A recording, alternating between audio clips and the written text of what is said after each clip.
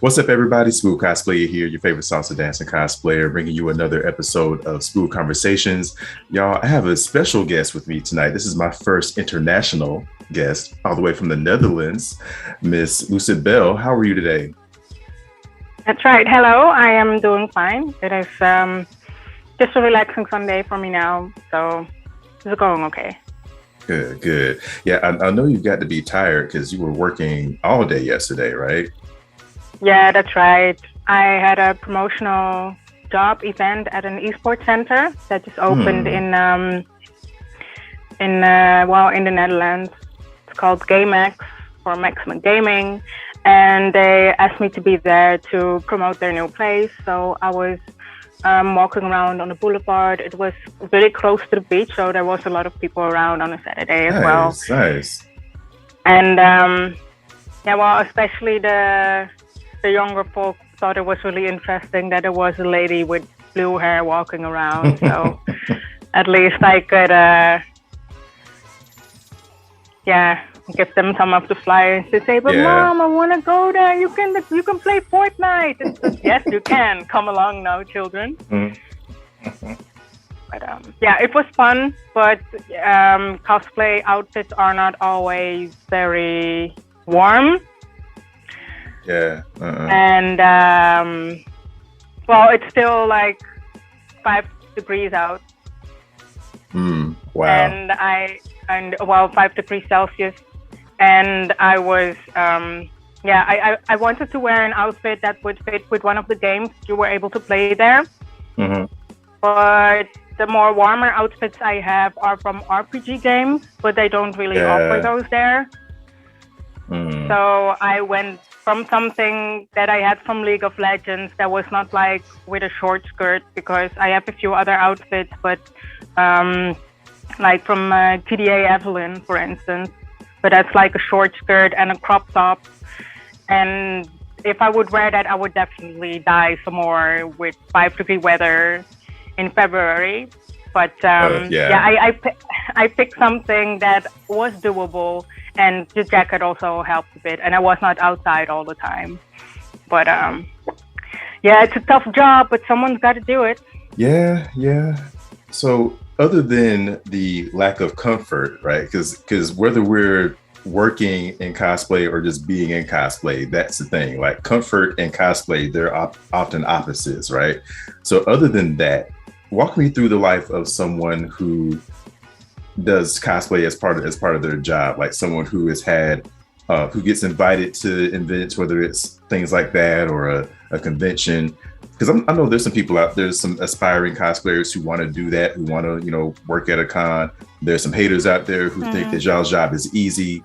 Let's squash all of that. What goes into being invited to a con, working at a con, all that kind of stuff? Well, first of all, you have to have people skills. You gotta be some kind. Being able to just walk up to people you do not know and just because what I had to do yesterday is giving them flyers, telling them about the event, just go see, try to gain more interest and people to the place, but you cannot be afraid to talk to strangers and not be hurt by rejection. And you also have to know how to deal with people that can be not that kind, because there's also like people, there's just everybody's just strangers, and there's people who can act really weird when they see something they've never seen before, like yelling things or carnival or things that are even not really, I'm not going to repeat them because this is a family friendly site and we don't do that here. Right. But it's not all just butterflies and sunshine. Sometimes you also have to deal with like the not so fun part of it. So you have to have pretty thick skin to not let it get to you. And for me personally, it took a little while to be able to be completely unfazed by it, because in the beginning, when you start cosplaying, you can get so excited about doing something, and then you post your thing online, and then social media can be absolutely brutal. Yes. Here come the e-thugs and the keyboard warriors tearing you down because they got nothing else better to do with their life. Yeah, because that's really what it is. I have never, and I never will go to a page of somebody to talk shit about them on their own profile. Yeah. Because you have to be in a really actually sad point in your life that the only way to feel better about yourself is by doing that. Yeah. So they're just literally miserable. Just toss them at the trash where they belong. Exactly where they belong. Yes, if you're out there and you're one of those, we're talking about you and we don't care. We want all the smoke. All right. Yeah. Yeah. So, Belle, when did you fall in love with cosplay? When or why? Oh, all of that. When, why, how? Well, the thing is, I've known about cosplay when I was 13 years old. I think I was going online and I saw pictures of an American convention. I don't remember which one it was. But there was this woman dressed as Catwoman, and the Wolverine with like the actual spikes, and was like, "Oh, that is so cool! I want to dress up like that too." But I had no idea if there were even conventions like that where people would cosplay in the Netherlands. I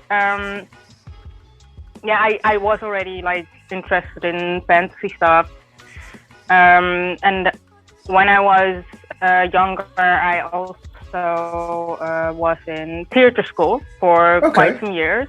Nice. So that was already like getting into the role, like putting on a costume. So that was not really something weird for me.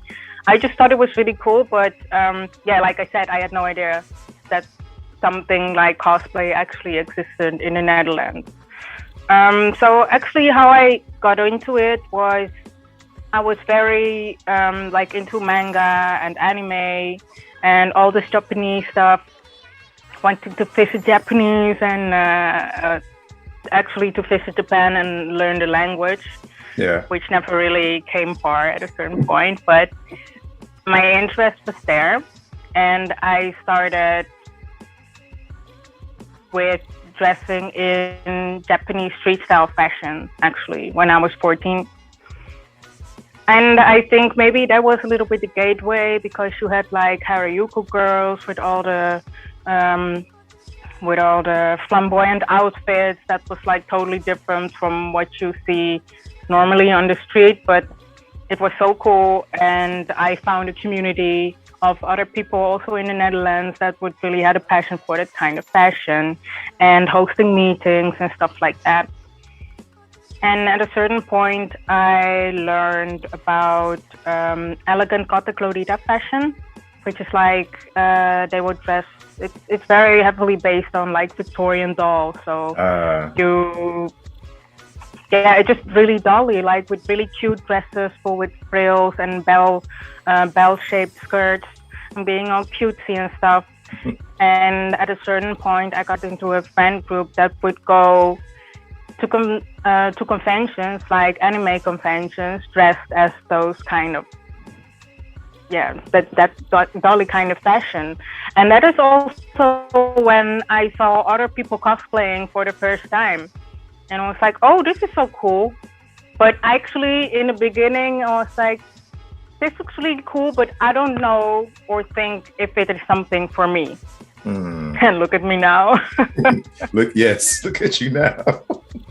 But speaking of, you said look at where I am now. How's your journey been from then to now? Like, what's all the good, the bad, the ugly, all of that? How's your journey been from then to now?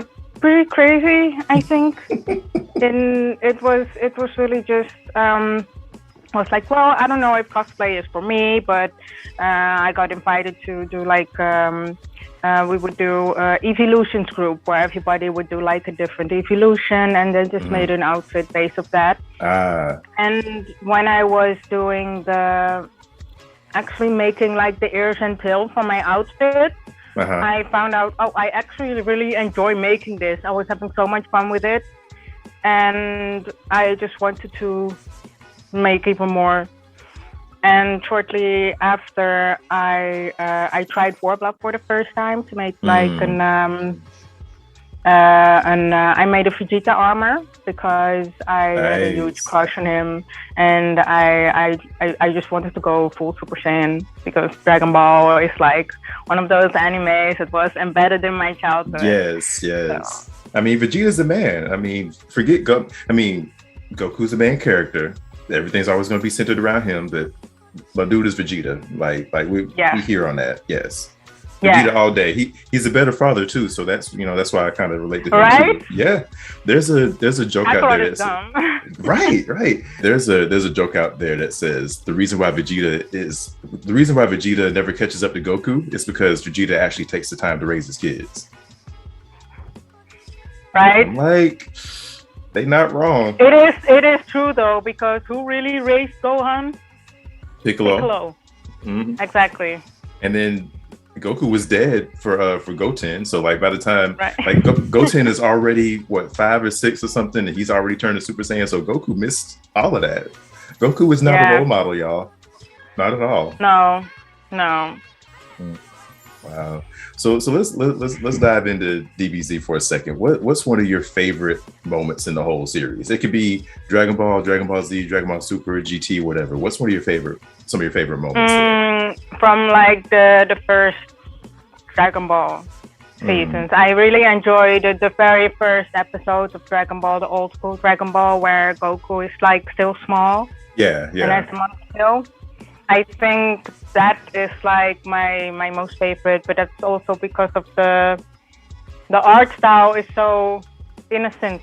Yeah.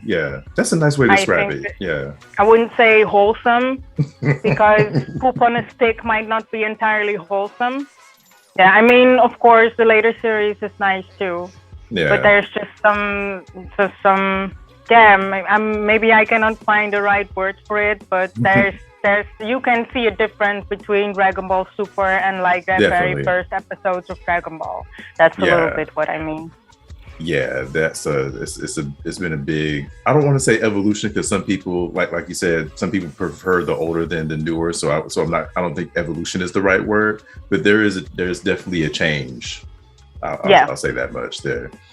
But yeah, speaking of Dragon Ball, I love all the versions of Bulma you do. You kill them all. I mean, you kill everything you do, but that's beside the point. But what version of Bulma was it? She has the biker goggles on and like that side ponytail with the I'm trying to remember. Yeah, she has like bangs and this side ponytail. You know, where they're going to visit those villages. Yeah, and then like when she was still with Yamcha. Right. Oh, her first love. That was never meant to be. Yeah. But then he died in a pit. What? Guess it happened. I said, but then he died in a pit. Yeah, I mean. And I scoffed a little bit, but. Yeah, poor Yamcha. Just can't catch a break. Yeah. Mm-hmm. It's fine though. Vegeta took very good care of her afterwards. So. Yes. I mean, once Vegeta showed up, it's all over. And yeah, I don't think Yamcha never moved on. Like you never see any other girl in the picture. He just kind of accepted that Bulma wasn't his no more. He just gave up completely. Gave up fighting, gave up loving. Like, he's a sad case, man. Yeah, let's not talk about him anymore. Okay, yes. Bye, Yamcha. Mm-hmm. So, those of y'all at home, y'all may notice this, but Belle, you are, tell me if I'm saying this properly, legally deaf, right? Yes, that's right. Gotcha. So, how do I ask this properly? When it comes to, because I think when it comes to disabilities, a lot of people tend to, if they don't see it, they don't believe it, or they think, okay, well, you don't have a right to have the close parking spot. You don't have the right to have the disability logo. You don't have the right to earn disability benefits unless it's something that's visible, like unless you're actually in a wheelchair or got a cane or got something that somebody can see, right? Yeah. But that's not true, is it? Right? How does that? How do you feel about that? How does that affected life in general? How's that affected your cosplay life? All of that. Well, it can be difficult because having an invisible disability. For me personally, what I often heard, like in hindsight, they would say like, "Oh, you're actually really nice. I thought you were a complete bitch because you would ignore everybody." Wow. And I'm like, I'm not ignoring you. I'm like literally deaf. I literally did not hear you, but because I look a certain way, then they might think that, oh, she's just one of those popular girls in high school, you know, which I was not. I was bullied a lot. And I had just like a handful of friends that were like close to me, which I still have, just like a couple of friends that I have really good relationship with. Yeah, it has a good side and a bad side. The good side was that when I was wearing extreme fashions like gothic Glodita, which is not exactly very mainstream, and people would say things or they would yell things, I would just literally not hear them. So in that way, I get a bit less affected by what they're saying. Yeah. But on the internet, I can still read it. So in that case, it didn't really take it away entirely. But yeah, in social situations, it can be hard, of course, as well, because thanks to technology, I'm actually able to hear more now than I was able to hear 10 years ago. Yeah.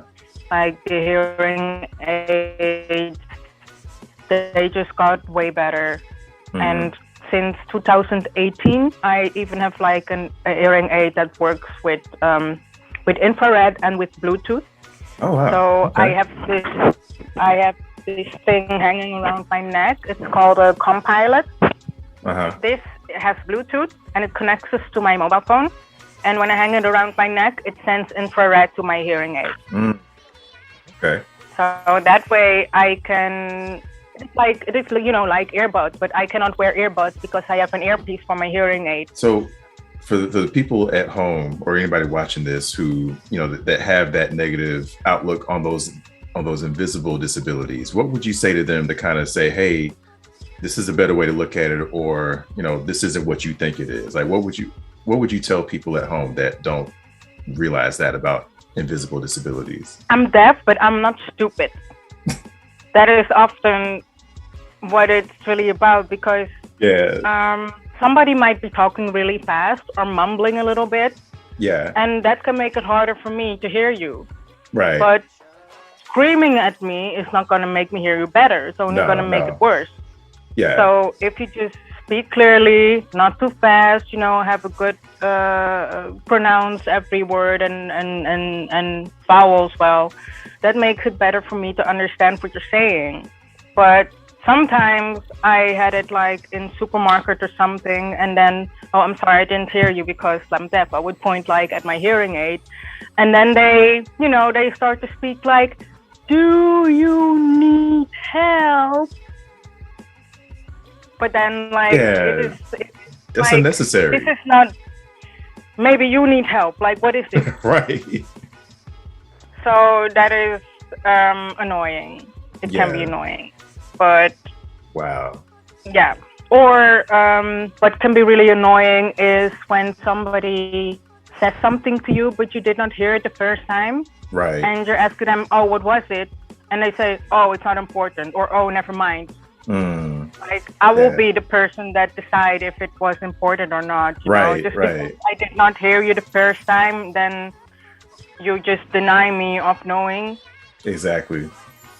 Yeah, that's annoying as crap there. Yeah, like don't tell me it's not important. Or like if somebody says, I don't know if this slang is the same over in Netherlands, but somebody will say, oh no, you good. Like, no, you don't tell me I'm good. I tell you I'm good, right? Don't make that determination for me.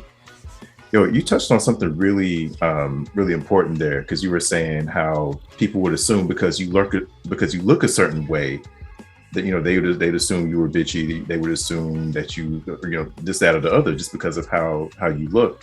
It's funny. I was just speaking with my friend Royalty Cosplay. We were discussing Encanto. So there's the character Isabella from Encanto. So she's she's the perfect one. She's the beautiful one, and I judged her from the jump. Well, not because of how pretty she was, but because of how badly she treated her younger sister. But she still kind of had that same vibe of people assume because you look a certain way. I mean, no flirt intended. You're a beautiful person, and people would assume that because you're beautiful, that she thinks she's all that. She thinks she's better than everybody. She must be conceited, right? And you are not that at all. So and I think that even carries over into, like you said, not just in regular life, but in the cosplay world too. I think.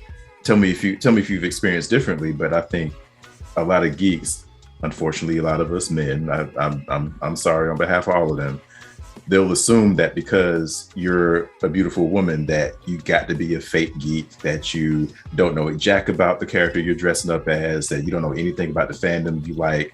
Like they just assume all these things because of the level of attractiveness. Like, does that happen to you a lot? I'm pretty sure it still happens now, but like when I just started cosplaying, and my picture would get shared somewhere, and there was one which is actually kind of ironic because I was in my Boma cosplay, and there was this girl saying, "Oh, why would she put her tits out like that? It's not like." She because of her, she makes all of us seem like bimbos. Right. Yeah, that it doesn't help because you got some of the women have that internalized sexism, so they project that on the other women. Oh, why is she dressing slutty? Why she got her boobs out? Why she got her booty out? And it's just like, you're not helping the situation. Yeah, we got, us men, we got to do our part to stop that. But then you got the women who do it too. And it's just like, that's your fellow woman there. Why are you doing that? Yeah. Horrible. But yeah, it is. Often it just stems from personal insecurity that makes you act that way. So often it's just really a reflection of what's going on in your own mind than what is really going on in the world. Gotcha. That kind of leads me to another thing I wanted to have you. I like doing a bit of myth busting on my channel, like making sure people know that something that they think is the case isn't really the case. So one of those things I always think about is, there's people who are on Patreon, OnlyFans, all the what is it? What's the other ones? Kofi. I don't know if I'm pronouncing that right. All the sites where hey, you can pay to get this content from me, and there's all these misconceptions about it's not hard work. They're just tricking guys into buying their stuff. I'm like, nobody's holding a gun to your head and making you buy the girl's prints and all of that kind of stuff. Like, so take me through what all goes into like being on, because I know you're on OnlyFans. I forget which other ones you're on, but what goes into making that content? Like, tell the people how hard you actually work, because I know you work hard to do that stuff. Yeah. Well, I started out on Patreon in 2017, and that was, it was something that I wanted to try, but also the reason I wanted to start it is to literally have more funds to be able to make costumes, because I was so obsessed with making costumes. And I just really love to make cosplays a lot, like a really lot, but I was still in college, I was in university, and I wasn't able to just drop $1,000 on a cosplay every month, Right, so I started doing that. And well, first of all, it takes a lot of preparation, and especially if it's not being a one-time thing, but I was making new photo shoots every month. You have to think about what you're going to shoot, make sure you're being able to get everything done within the time frame, then get somebody to help shoot with you, or find a photographer, or do the shoot yourself.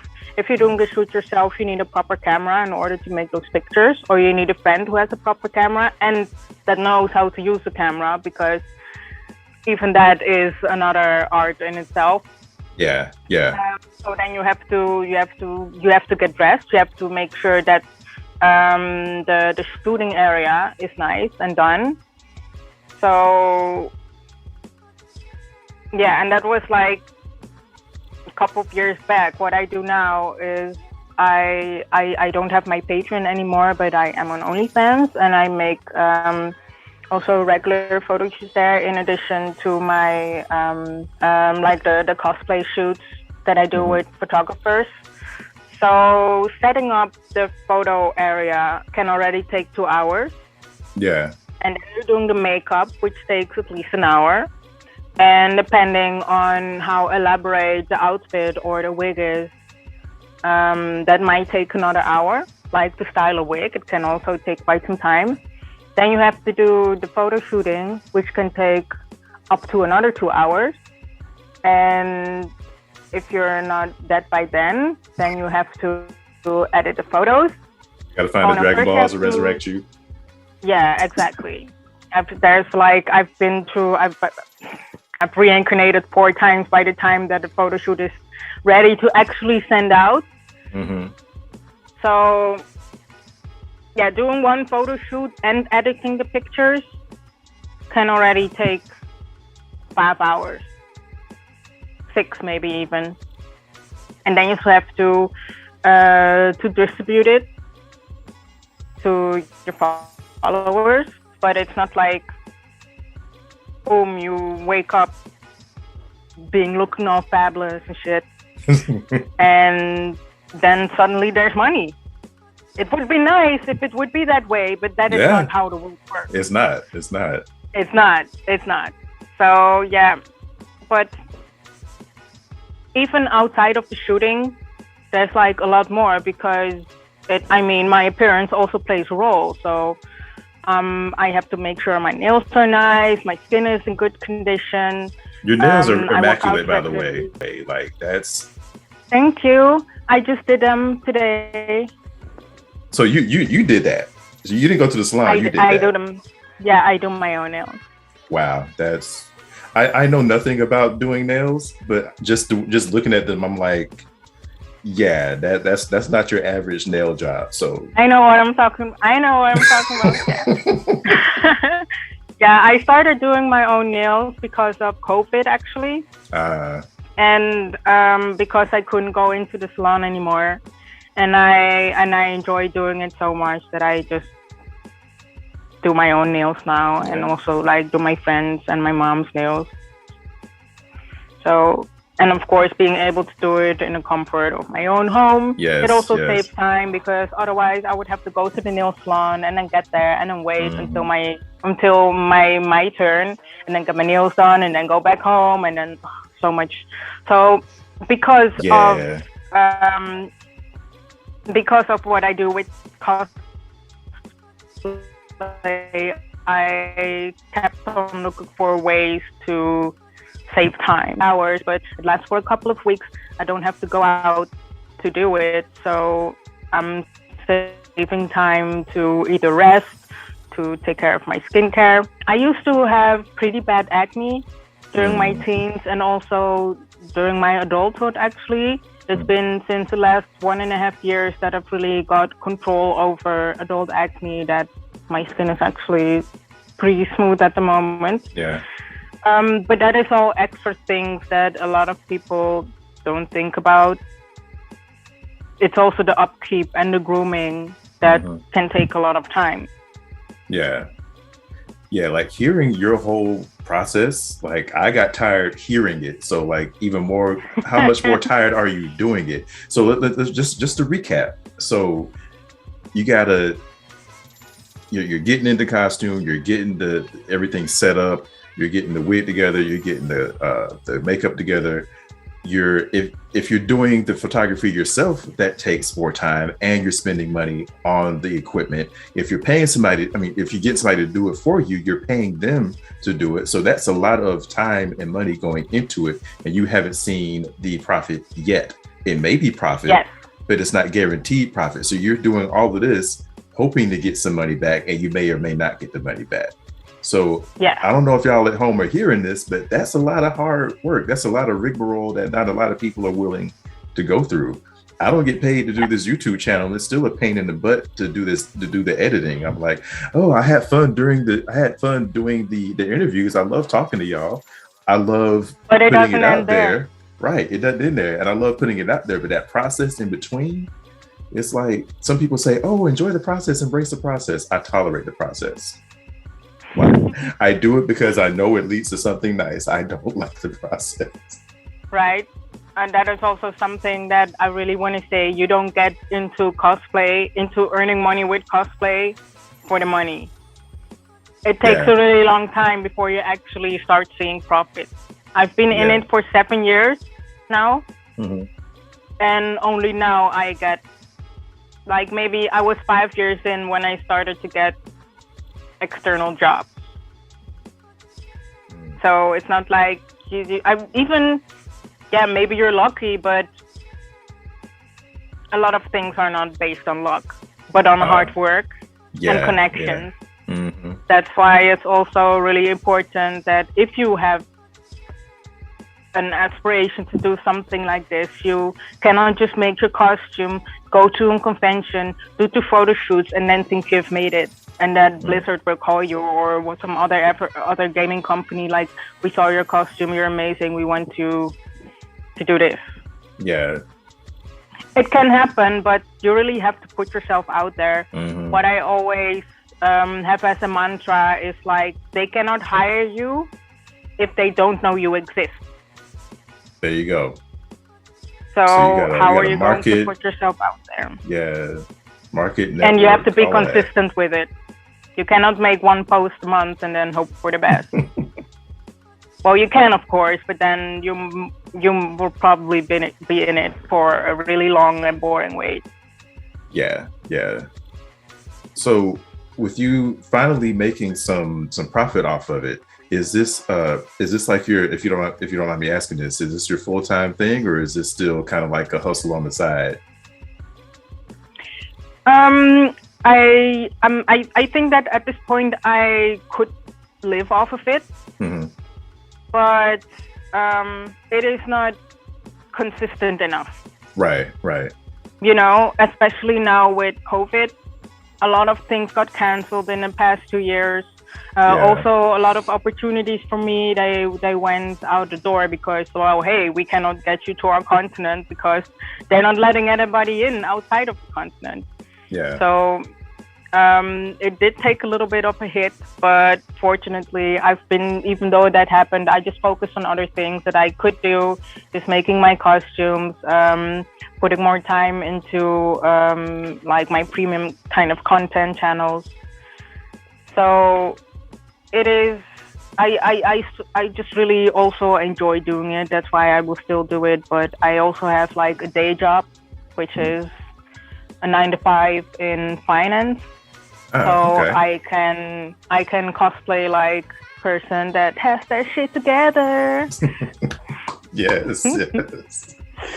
Yeah, that's the goal. Trying to look like we got it together, even if we don't, right?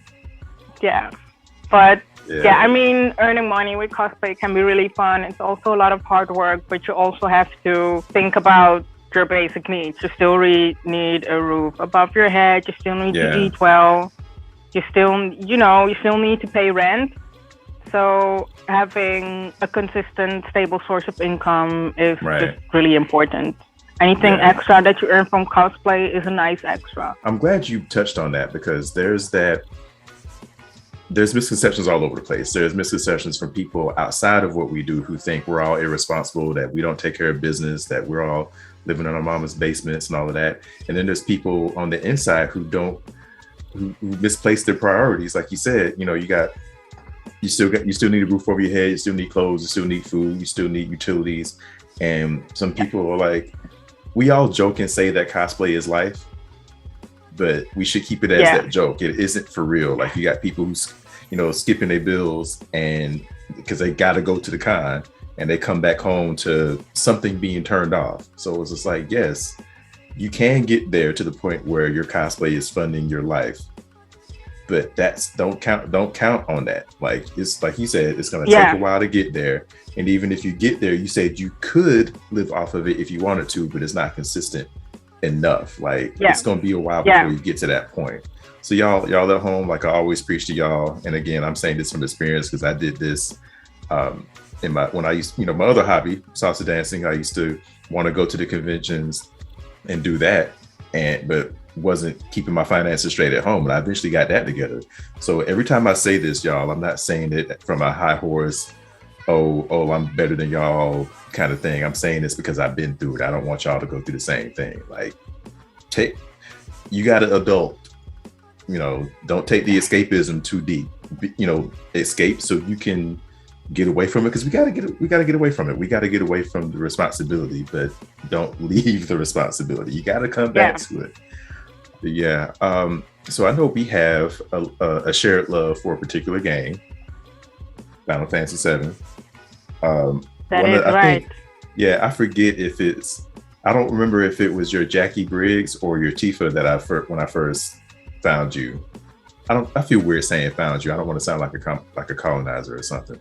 But when I first, you know, when I first interacted with you, it was one of those two, but both of those stuck out to me. I'm like, wow, that is an amazing Tifa. What drew you to what drew you to Final Fantasy VII, and two, what drew you to Tifa? Because she can beat you up pretty much. Yeah, hey, that's enough. That's enough. Yeah. I mean, she is pretty badass, so. Yeah, well, got some daggers on the points of my fingers, so. Yes. Now, I really like strong female characters in games and movies. Mm-hmm. The kind that, even though they might be really attractive and sexy and good looking, but they can still fuck you up. They're not helpless. Yeah. You know, it is, I think it's really the combination between just the sensuality, but also the power of femininity. Like, you can have really soft femininity, like Aries type, which is also really, really nice, like soft and warm and caring. She can still F you up. Yeah, I mean, she's had this huge staff that will disappear in your butthole, but if you don't watch it, I'm sorry. If you have to cut that out, that's fine. No, that's staying. That's staying. Oh, okay. Sorry, Mom. I don't really have to say sorry. She's one of the powerful women that inspired me. Amen to that. Amen. Yeah. Like, but yeah, maybe it's also just the era I grew up in. Like, in the 90s, you had like all these badass women in video games, like Blood Rain. Also just Lara Croft. Yeah. She was dressing in tank tops and booty shorts, but she still knew how to handle a gun and, you know, mess up some monsters while raiding the tombs. So I never connected this image of balconies to work with. Maybe that didn't mean they are worth any less. Right. And I always had that idea instilled on me. Like, there's so much power in sensual femininity, and that is just also what I like to do in my cosplay work.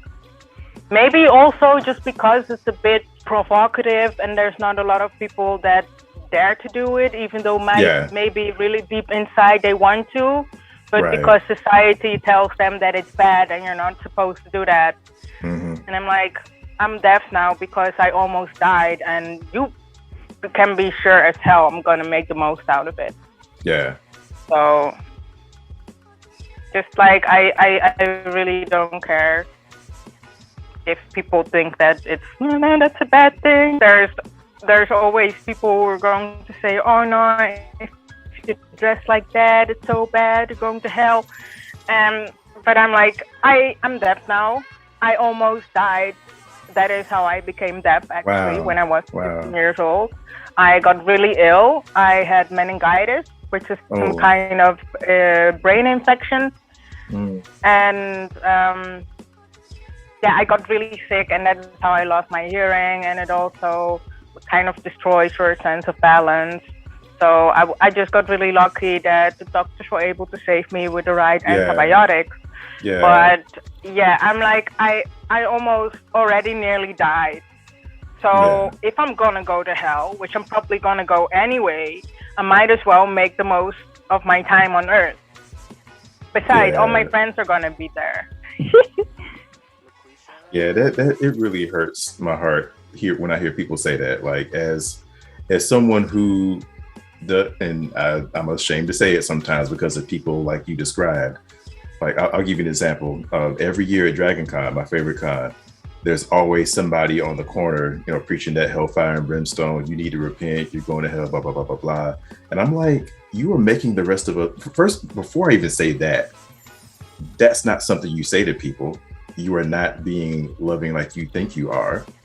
Some people think, oh, you're being loving because you're telling the truth. Who says it's the truth? Second of all, nobody needs to hear that. Third, after I get past, the fact that you're not treating your fellow human being like a human being, you're making the rest of us look bad. I'm like, I'm ashamed to say I believe in the same thing you do because you're just preaching like that. You will rarely ever see me get mad. You will rarely ever see me like just get heated, but it'll be a mile or two down the street from them, and I hear them on the bullhorn, and it makes my blood boil to hear them say that. And I'm just like, dude, you're not effective. You're not doing what you think you're doing. You're doing the exact opposite. So it's just like to hear that people treat some of us like that simply because, and it's not that they're saying that to people who actually worship the devil or something like that. They say that to those of us just because we're in costume. And I'm like, no, I don't see that anywhere in that book. So yeah, I'm gonna stop there because I could keep going. But yeah, it makes my blood boil to hear that other people do that to people. I'm just like, no, shut the F up. Like, no, don't do that. And then and plus they don't know people's stories. They don't know, like for you specifically, they don't know you almost died. They don't know that that you got sick and lost your hearing. So on your interview, like, I went through all of this and you got the nerve to tell me this thing, like, you know nothing about my life. So yeah, like the struggles you had to go through to even come to this place, especially like me getting into cosplay and then doing all these sexy characters with slender bodies, but almost nobody believes me the first time when I say I've used to be really obese in the past. Wow. I've been very overweight. Like my body mass index was literally like 31 or 32, which is in the obese category. It was also like just a really dark time in my life.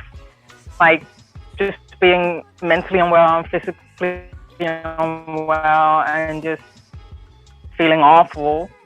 But I managed to get out of that again, and that didn't go from one day to another. It took me 3 years to get into a healthy weight again. And after that, I was able to maintain that weight. But it's not like especially because I look the way I do now. They think, oh, but this is just just some hot girl that got her tits done just for the attention, whatever. But they, it's just they just don't know. They don't know anything about They don't. But it's really easy to make assumptions about somebody. But because I am one of those people that know how much hard work it can take, I would never be as judgmental towards somebody else. Right. I'm deaf. I had a ton of stuff I had to deal with in my personal life as well. And that's why I'll always be kind to people, because you never know what they're going through. Exactly. All right, Belle, I got a few spitfire questions to wrap this up here. Just a bunch of randomness. So out of all the characters you cosplay as, if you could dress up as one of them, and keep their powers and abilities indefinitely, who would it be? You mean like the powers of the characters, or just?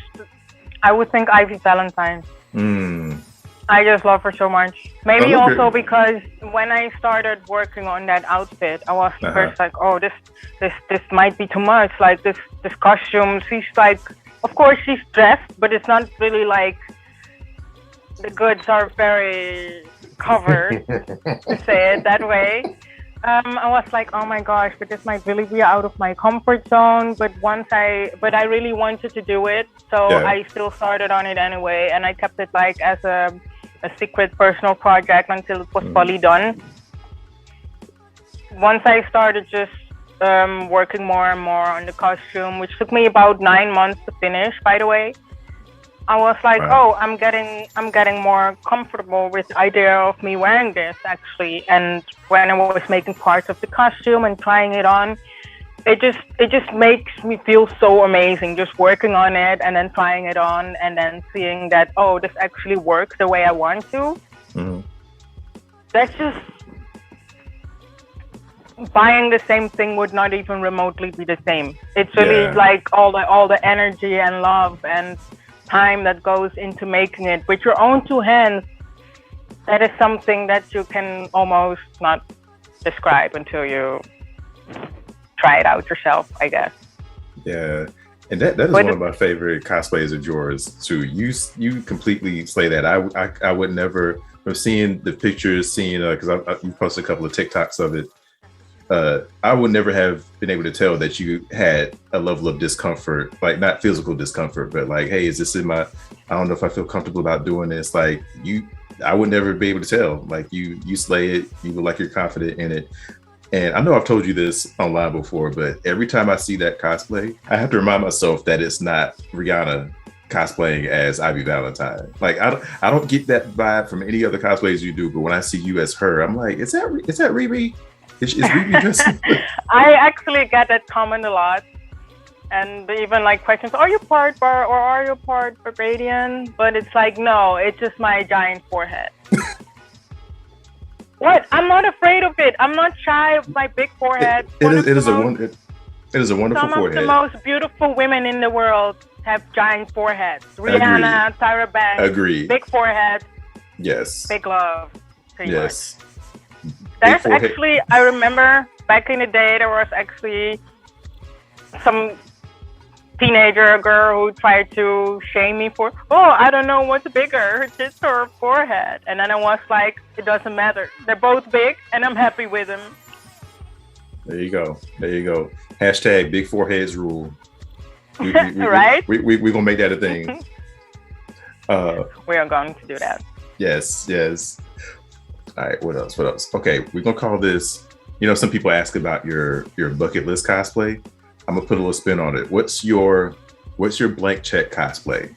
Meaning somebody hands you a blank check. You can write for any amount, but you have to spend it on one cosplay and one cosplay only. What are what cosplay are you making with that blank check? For what amount? Any amount. Somebody just gave you a blank check, you can write any amount on there, meaning you can spend it on the materials, you can spend it on if you got to commission it by somebody, whatever expenses go into making that cosplay, you can put into that amount.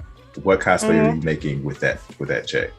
Oh, my dream cosplay, which I still have not made yet because I have to gain the experience for it, which is the Balrog from Lord of the Rings. Yes. That is my ultimate dream cosplay. And I don't mean humanized or anything. I mean the actual Balrog. The literal thing. Wow. The literal thing, like with the mask and the lights from the inside. And I'll probably have to use like stilts to make myself as tall as possible. Do that shit. Do it. I will. Yes. I will. I need to see pictures. I need to see this in person. All of that. Yes. Yeah. Wow. The actual Balrog, please. Wow. That's also my most favorite scene from Lord of the Rings, which I totally love Lord of the Rings as well. Wow. But that's like my favorite scene. I felt that. I'm gonna have to be the Balrog one day. Wow. It's funny you mentioned Lord of the Rings. I just introduced my daughter to Gollum today. So I don't think she's ready to watch it yet because I'm still fighting to get the okay to let her watch X-Men and Star Wars. So I know Lord of the Rings is not on the table yet, but it's coming. So I showed her that the scene where Gollum is like talking to himself. Murderer. No, I'm not listening. I'm not listening.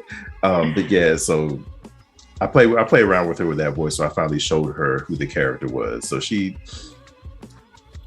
interested, I think. But yeah, we'll get her there. But yes, yeah, and you're also gonna have to make her sit for 3 entire hours. I think that might be the real challenge. Yes, that too. Because girl, I got all all the Hobbits and all the Lord of the Rings and the extended versions of each one too. So yeah, I remember I had this dream of having a marathon of watching all 3 of them back to back. So I think it was either New Year's Day or something close to that. I invited some friends over, and my goal was to start it at noon, but I told everybody be there at 10 because I knew by the time people actually got there and got ready, it would be noon. So I was like, okay, that was perfect. So I had a couple of people stayed the whole time. Some people came and left. Some people left and came back. Some people came late and stayed for the rest of the time. But for the most part, I had enough people that were there the whole time where I was like, okay, this was successful. So all 3 extended versions from start to finish. We didn't make it to the very end because you know how Return of the King has like 5 endings, right? You got the end, and then we got them at the Aragorn getting crowned. It ends there, and then we got the Hobbits making it back to Hobbiton, and then we got Frodo and Bilbo going to the Undying Lands. I'm like, can this end now? So once we got to, okay, we know the story is resolved. We know they made it out of Mount Doom. We made it there and we ended. I was like, that's good enough. I can say we did it, right? Yeah, I think you did good. Yeah. All right, what else? Okay, more of a serious random question. What is something that you wish spectators of cosplay knew about cosplay? Like something you feel like they don't understand, something you think they get wrong about what we do? Yeah. What would you want to tell people who don't cosplay about cosplay? People that don't know cosplay or want to start with cosplay? No, well, actually that would have been my next question too. But so first, people who are just spectators of cosplay and don't know all that we go through, people who may misunderstand some things, like for instance, you got people who think that you have to look like the character, but you don't. Things like that. So what's something you would want people who don't cosplay to understand about what we do? That we might be dressing up as fictional characters, but we're still real people. Yes. And you wouldn't just start saying lewd shit to somebody standing in front of you in line in the supermarket. Exactly. Then you would get arrested probably, which I think you totally should, because don't say fucking lewd shit to some kind of random person in the supermarket. Right. But yeah, we are just like real people. We can be just like you and me, or your neighbors. Everybody could be a cosplayer.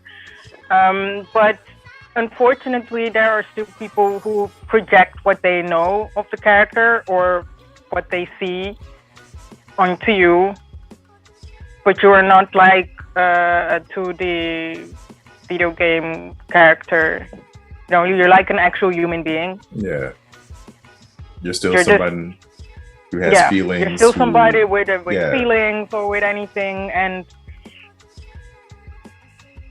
just because you're dressing up as something fictional, that doesn't mean that things stop being inappropriate. Right.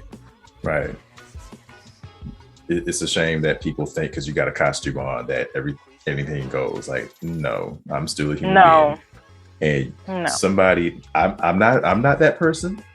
I'm not going to get violent with somebody, but you're going to do that to the wrong person one day, and you're going as they say, you're gonna F around to find out. So Right, yeah. That's actually one of the reasons I really, with my Ivy Valentine costume, that I really, really wanted to have not only the snake sword, but also the solid sword, which I made out of warbler. So it's pretty firm. So if I walk around on a con and somebody wants to try something they shouldn't be doing, that I can literally stab them with enough strength to make sure they will remember that for the rest of their life. There you go. And I will. So don't fuck around.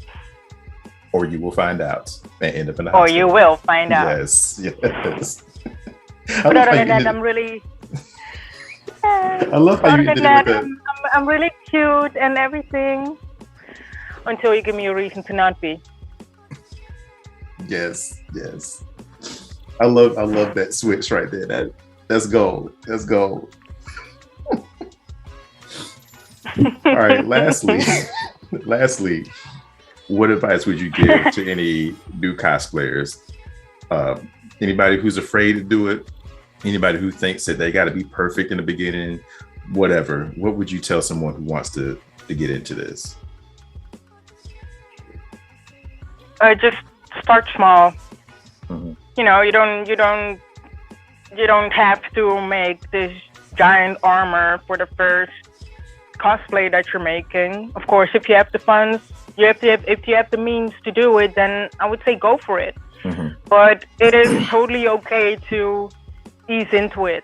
You know, just like closet cosplay. If you wanna find out if it's actually something you're into, because you know, with trying out new hobbies, sometimes you can discover it's not really for you, which is also totally fine.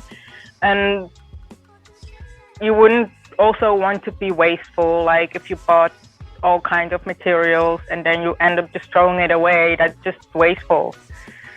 So it's totally fine to just ease into it, start small, look for items that kind of look the same, maybe not exactly the same, but if you would put everything together, that it could still be believable as that character you're trying to portray, which is it's totally good. You know, if you want to buy a bodysuit off of eBay or some other cosplay store, that's totally fine. You also don't have to make your first cosplay yourself. Yes. Not everybody is as good with their hands as others. You know, maybe you have never touched a sewing machine before in your life. You've never touched, I don't know, contact glue in your life. That's all very well possible, but it is you don't have to do all of those things in the very beginning just because you want to try out cosplaying.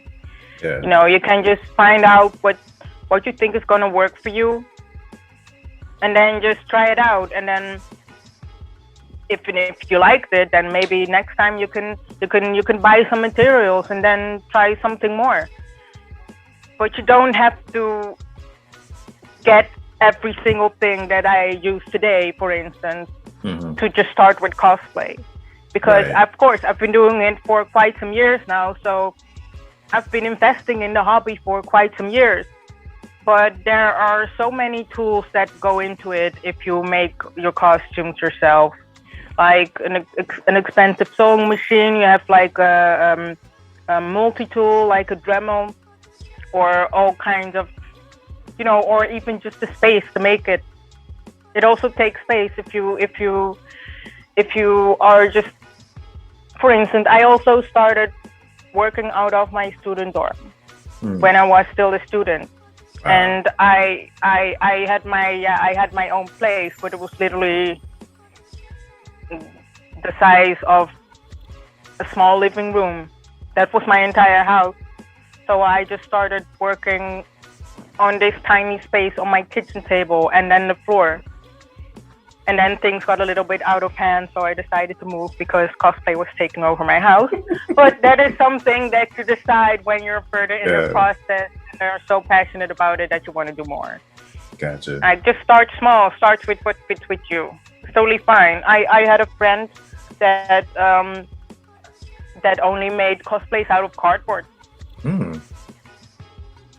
But but then they got really good at it. That they actually made like a Zelda shield and sword out of cardboard and painting it all very, very detailed and make it look amazing. Still, you wouldn't say that it was made out of cardboard.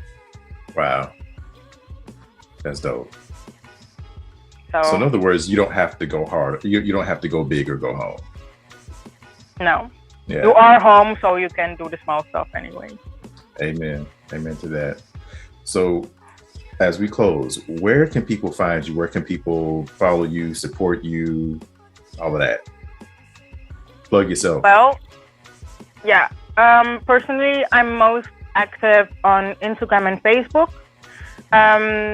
And I also have my own website now, which is just lucidbelle.com. It also has all my support links, and it is the place you can go to if you want to find out what kind of events I will be showing up next, because I also have this awesome agenda that will be updated when I will be going to a convention, either as a visitor or when I'm working in some kind of event. So yeah, my website, and then I have Instagram, Facebook. I also have Twitter and TikTok, but TikTok I'm still trying out now. So there's not that much, but I'm getting there. Gotcha. Belle, thank you so much for taking time out of your schedule and doing all the coordinating. I know it's probably, the sun has probably gone down where you are. It's still middle of the day for me, so I know it was. It is already dark outside. There you go. So yeah, I appreciate you being flexible and working with me on that. I know that was some hoops we had to jump through to get that there. But thank you for being on here with me. I'm honored to have you on here. Y'all at home, please make sure you go follow her wherever she's at. Follow her, support her, all of that. Y'all have a good night. Y'all have a good time at whatever con you're going to next. Please be safe out there. Good luck on your cosplay builds. Please hit that like button, that subscribe button, that share button, that notification bell. I wasn't saying that for the longest. I wasn't YouTubing properly. I wasn't mentioning all of that. Anyway, that is it. And I will see y'all at the next video. Peace.